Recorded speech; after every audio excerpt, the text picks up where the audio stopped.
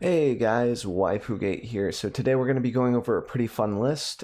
This is a list that was originally a deck donation from Striderstone. If you guys don't know him, he does a lot of meme decks, usually revolving around like land destruction. And his chat got him to kind of play around with this idea with Magister's Scepter, Plane-Wide Celebration, and proliferating to take extra turns, basically, and then looping that with Tameo. That's the general premise. And we've tweaked the list very heavily. Originally, the list didn't have Fae. It had Ixalan's Binding instead of Elspeth's, which Elspeth's is just a better card. We can go into detail on that later. And it didn't have Teferi, Hero of Dominaria, or Search originally in the list. Like, we changed it a lot. And then it's best of one. So there's a lot of wiggle room in the sideboard here if you run into situations that you can't win, that you need to be able to fave for in emergency situations. The main one for me was Devout Decree, because I needed to take care of like a Rekindling Phoenix and I didn't have an answer. And this also takes care of a lot of other aggro. But that being said, like, you know, you have Root Snare that could get you out of a tough situation, just lower mana cost stuff that can bail you out for one more turn, because sometimes one more turn turns into all of your turns. You know, you just don't have to worry about it anymore. You'll just go infinite. So the consistency on the combo has gotten worse since I dropped the Scepters from 2 to 3 in order to make room for Teferi, but the overall win rate I don't think has been impacted that much because this guy carries pretty hard. You guys probably remember him if you haven't been playing Historic for a minute. This guy brings back some memories, huh? So this is what I've been rocking.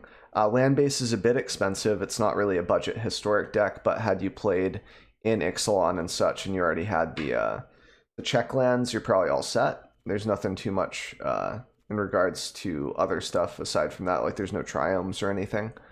And basically the premise is early game you spiral, you search, you do whatever. You can play this like a Fade down. Don't be afraid to play this as a blocker. This can block 2 power, 3 power guys all game and requires a Bone Crusher Giant or a Shock, some type of a combat trick in order to actually answer her.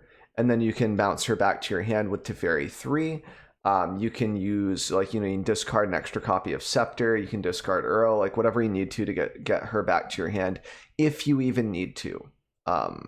Because the deck doesn't always need this card. It's just, why not make use of the full 75 in a best of one meta is the idea behind it.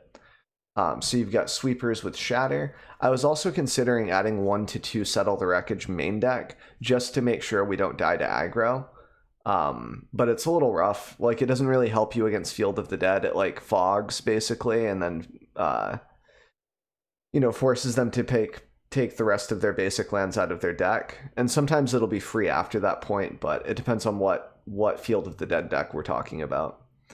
So that's basically the functionality of the deck: is sweep against aggro, ramp with Growth Spiral, ramp with Uro, bounce with Teferi for tempo, play search early, whatever you need to do, and then use Elspeths to deal with walkers, use Elspeths to deal with chunky creatures after you shatter, etc. It plays just like Control. The only difference is at some point you play Scepter and then add 4 counters to it. It doesn't have to be in the same turn. You just develop this, add counters.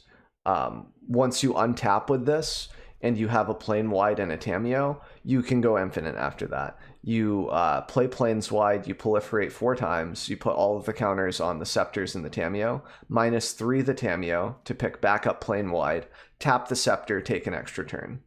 Easy. Profit. Like, then you untap, boom, and you can make it so that like every, I think Striderstone broke down the math. It's like every 2 Planeswide celebrations you're allowed to do one other thing with this. With Plane Wide, so you'll be like proliferate times 4 2 times, and then on the 3rd time you can make a 2/2, I believe, and then still take an extra turn and then go back. And so Plane Wide can be the win con, is what I'm trying to say. It's very slow, but it works. Faye can be the win con, very slow, but it works. If you get her back from ECD, she can get a 1/1 counter, and then you can start proliferating that like a boss, and she can be like a 15 whatever, like 15 20, whatever, however the math works there. And then in the sideboard, you can also grab Nissa. During all this time when you're proliferating, if you have a Teferi 3 at some point, if you can develop one, you can then bounce your Fae of Wishes to your hand if it's on the field without a counter and it's not proliferating. Then you can go search for, let's say, a Nissa. If you have enough mana to, pay 4 mana for the Nissa, wait a turn, then develop Nissa, then your mana doubles, and then boom, you untap a land. That land has 3 counters. You know what we do with counters? We proliferate that. And then that's a fast win con. You don't have to worry about it. It's pretty fast at that point. Pretty good.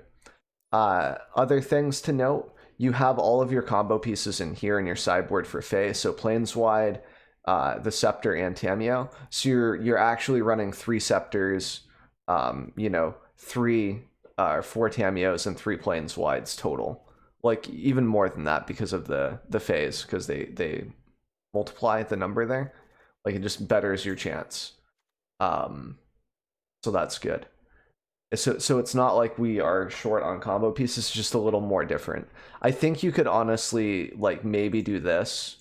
You can tweak the numbers very easily with this list is what I'm trying to say, and change the sideboard to your own thing. This is a shell for you to work with. And there's also gameplay with this deck. I'll link that. You know how you can have the panels at the end where it's like, yeah, subscribe to me, please, like all of that stuff. Which I mean, if you want to subscribe, I'd appreciate it, but you don't have to. What I'm trying to say is I'm going to link the video for the gameplay at the end of the stream, at the end of this video. So you can just click on it and see the gameplay, so you can kind of see what this nonsense is about, so to speak. So that'll be there for you. But yeah, it's pretty simple, pretty straightforward.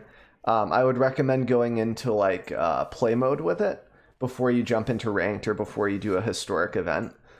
Just go here, click on your deck, and make sure that this is showing all, not on standard. That's a good point. That's something to keep in mind. That way you can actually find the deck, and then you can play test it and tweak it, whatever you want to do. I just highly recommend not falling into the trap of hey, I just got land screwed, I need to add more lands, or I got flooded, I need to take that away. Don't do that. Don't be that dude or do that. Don't do it. Just the mana base is kind of okay. I would change the mana base last before I change anything else, I think, here, because this is just pretty nice. We spent a lot of time on the mana base. So yeah, that's pretty much it. Any other things? Watch out for auto tapper, like always. And you can also have the alternate at WinCon. If Teferi has 4 loyalty counters on him untapped as it comes into your turn, you can proliferate 4 times, get him to 8, and then you -8, and you basically win after that point. The opponent struggles really hard unless they kill you the following turn with a lot of creatures. You're probably going to be okay. If you're against control, you pretty much auto win at that point. No one else can take infinite turns for the most part in best of 1. The hard decks, the hard matchups, we didn't really go into the matchups, are the aggro list that goes Ornithopter, Overseer, etc. can burst us down if we don't have Spiral into Shatter. Another card to consider for this list, and it might even be better, is Mind Stone. So this is a big deal. This is awesome. The only reason I don't like this is because we have a lot of color stipulations, but we could very easily drop Growth Spiral for this card. And then that would help our lands, because then we don't need extra lands. We don't need green and blue to start the game with. I would probably test this before I test anything else in the list. If I were someone just being introduced to this list, I might actually leave it like this for a minute. The Uro is pretty important because of the life gain, but the Spiral doesn't really do any of that. And this can draw us a card late. And it makes our hands a lot easier to keep, because then if we don't have green, for example, and we have blue-white, then we can very easily shatter the sky and still have the extra mana from Mind Stone here. It's weaker to Teferi is the downside. That's it. That's the only downside, I think, for the most part. People usually won't blow this up with Knight of Autumn. If they do, it's whatever. It saves your Escanto proc. So good and bad matchups. So Even matchups, I would say like Golos, Field of the Dead. Like if we can combo off, it's awesome. Like if we hit a sweeper, it's nice. General aggro, I think we're slightly favored against just because we have 4 sweepers main. Less so if we're going second, like if we're on the draw. If we're on the play, it's a lot stronger, of course. It's the best of one coin flip, right? It's very, very impactful. What other matches are there? Kethis is rough.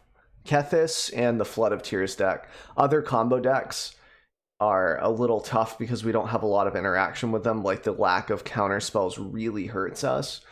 If that continues to become an issue, it might be that we trim copies of like Fae, maybe trim like, you know, I don't know what we could actually trim in order to get like room for a neutralize or a veto. I'd say neutralize because it can counter a creature, it can counter anything, and then if there's a Teferi, you can cycle it.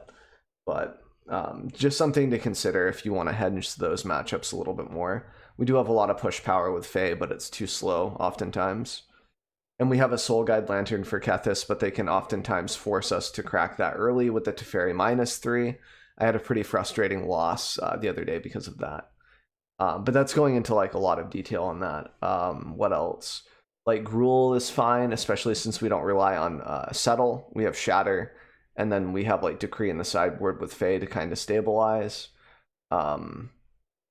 So basically, like if you can survive the first few turns against aggro like a normal control deck, then you can eventually shut your opponent off from having another turn and then just win with however you want to.